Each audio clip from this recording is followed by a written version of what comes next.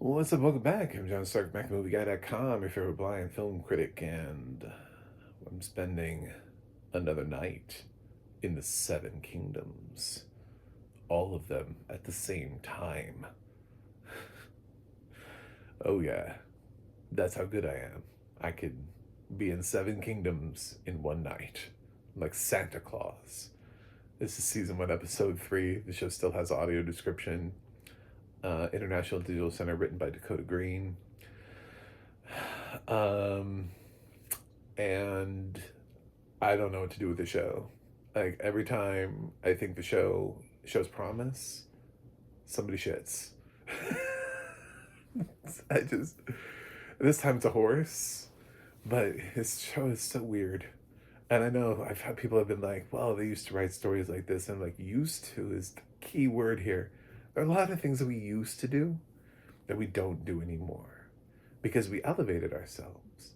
You know what I'm saying? Like we stopped doing certain things because we found better ways of doing them.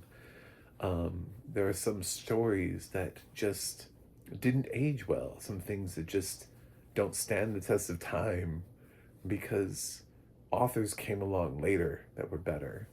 So, is it possible that the stories that we're talking about, for which George R. R. Martin clearly took his inspiration from, simply just were never good to begin with?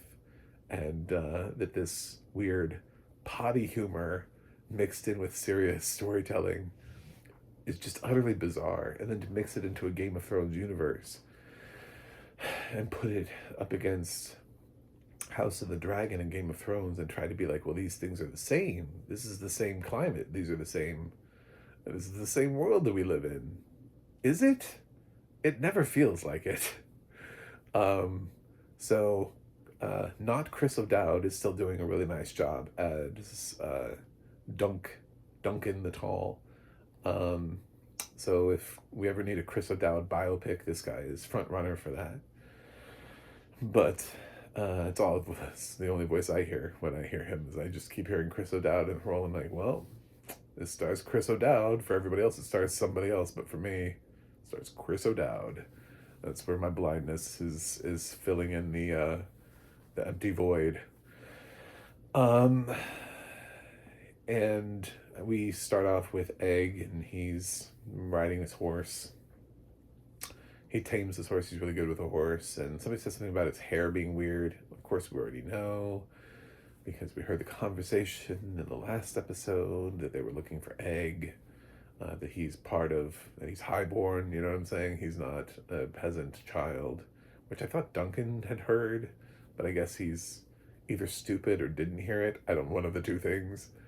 So this whole episode is basically like the revelation of Egg, right? It's the going through the motions. We also watch a Targaryen go into battle, go into a jousting match, and he has no honor, and he rides against someone, and the first time he rides past him, he like leans away and dodges the joust, you know, and makes the guy like almost fall off his horse.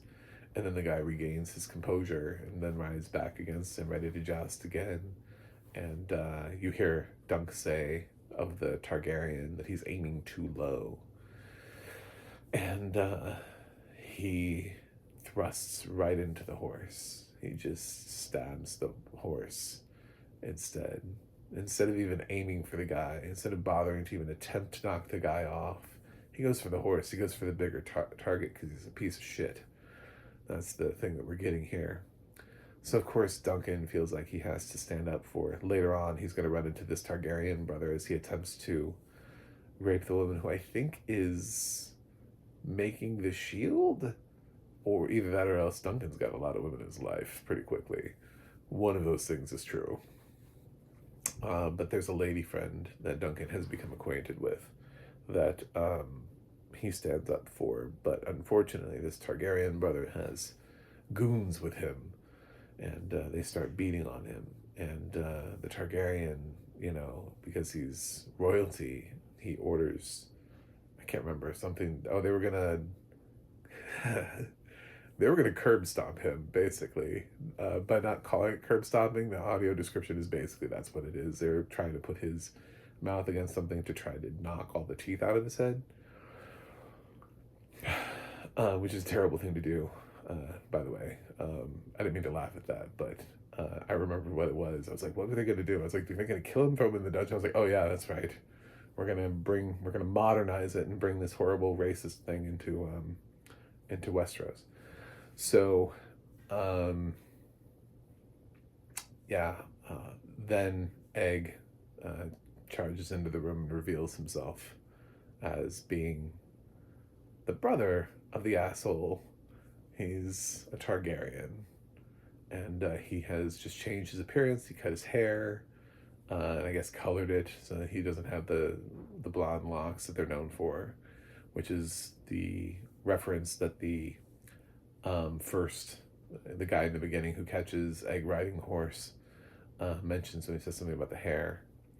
And honestly, I was expecting Egg to also, that part of his secret is that Egg is actually a girl and cut her hair to be a boy, because Egg is a weird name anyway, like Egg what, so I'm still thinking that might be a possibility, that not only is Egg a Targaryen, but maybe Egg is a girl and didn't want to do girly frilly things, but then he identifies himself here as brother, so I don't know, but I did think about that.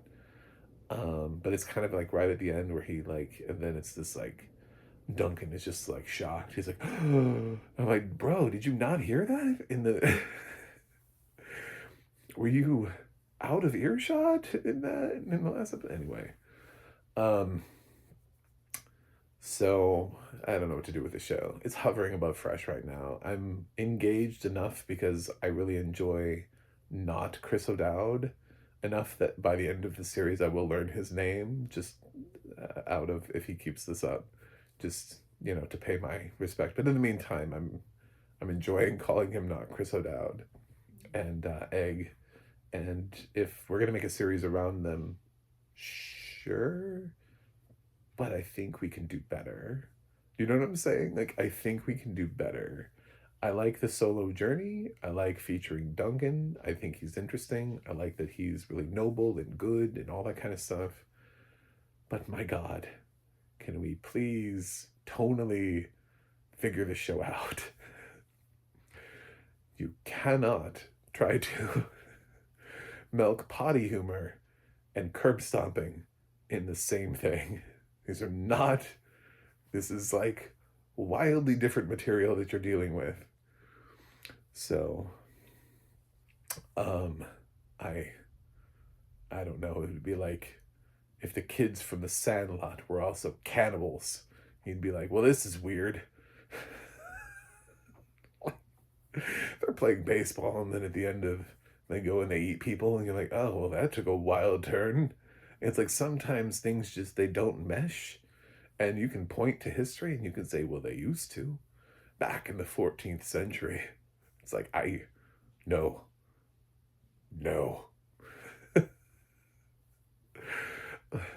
Just because it happened in the past doesn't mean we need to do it now. I think we've learned that in history, that there are plenty of things in the past that we would like to not repeat. So anyway, including curb stomping. Thanks for watching. Thanks for subscribing. And I'll see you guys on the other side.